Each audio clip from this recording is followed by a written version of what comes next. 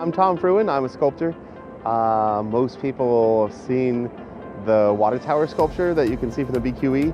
I came here to New York in '96 from Los Angeles and pretty much immediately settled in Dumbo and have had a studio there ever since. I've been making all kinds of art, from neon to quilts to the structural sculptures.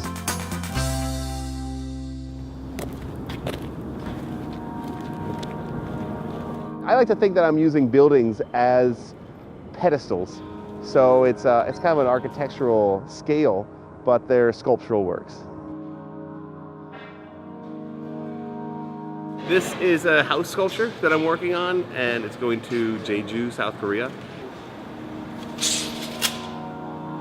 That's going to be 15 feet tall, and it's similar in style. It's in the same icon series that has multicolored plexiglass and sort of a complicated patchwork patterning that will be illuminated at night. And this one will be situated on a platform in a lake, not unlike the one behind us. Usually something of this size takes about 6 months. This has all been laser cut, and then all the structural steel, of course, I do by hand. It's all based on an earlier series of found object quilts. So some of this patterning and coloring is derived from just all kinds of detritus, and all the patterning is all just kind of organic and loose and unique. So hopefully it's going to be a really dramatic thing in their sculpture park. When it's lit up at night, it should just be a glowing beacon. There's 4 pieces in Brooklyn. They're all in the Icon series. There are 3 water towers.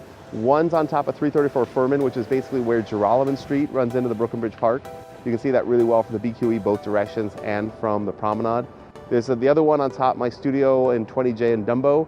You can see really well from the park, and it's fantastic from the Manhattan Bridge. There is a house sculpture, the first one I made in the series, called the Colony Havelhus, which is in North Brooklyn Farms at Domino's Sugar Factory. And then the last one on the waterfront is in Greenpoint, on top of Greenpoint Beer and Ale.